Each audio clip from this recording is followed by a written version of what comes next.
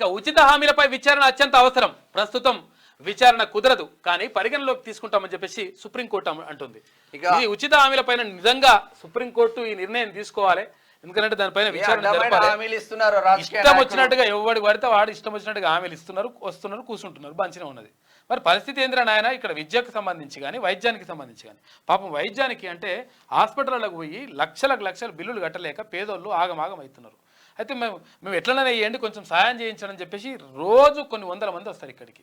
అంటే కారణం ఏంటి అంటే, ఒకవేళ ప్రభుత్వాలే ఈ ఏదైతే వైద్యానికి సంబంధించి కానీ రీసెంట్లీ రాలేదన్న ఇక్కడ మేడ్చల్ దగ్గర మోహన్ నాయక్ అన్న వస్తే 1,20,00,000 బిల్లు ఒక పేదోడి బిడ్డకి, అట్లయితే 20,00,000 ఏడగట్టాలి. అట్లా చేసినా కానీ ప్రాణాలకు గ్యారంటీ ఉండదు. మళ్ళీ ఇగో ఇటువంటి పరిస్థితి ఉన్నది. కాబట్టి 100% ఉచితాలు ఎవరి కోసం ఉచితాలు దీనిపైన ఆలోచించాలి. తర్వాత స్కూల్ పిల్లగాడు పుట్టిండంటే ఓకే సంతోషపడతారు, జర్ర పెరుగుతున్నట్టే భయం అవుతుంది. ఎందుకంటే ఇటు స్కూల్ వేయాలంటే వానికి ఏమంటారు దాన్ని, ఫస్ట్ అడ్మిషన్ ఫీజు, ఆ తర్వాత ఇక సంవత్సరం గడ్డ ఫీజు, ఆ ఫీజు ఈ ఫీజు కట్టేసి, అంటే ఒకవేళ మళ్ళీ ఇదేంటంటే స్టైల్ అన్నట్టు. మరి అందరూ ప్రైవేట్ స్కూల్లో సామాన్యుడికి అందుబాటులో లేవన్న స్కూల్, మా పిల్లగాని కూడా ప్రైవేట్ స్కూల్ వేస్తేనే మంచిగా అవుతుందని ఇట్లా పాపం ప్రెస్టేజ్కి పోతున్నారు.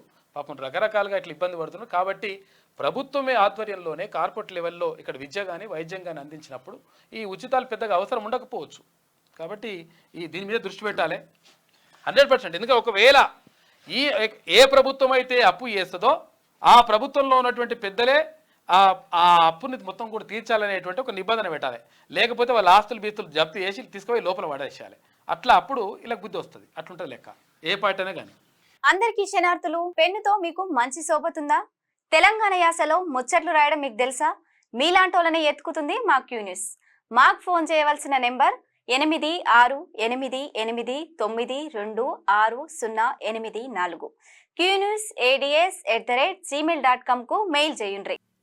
లైక్ చేయండి.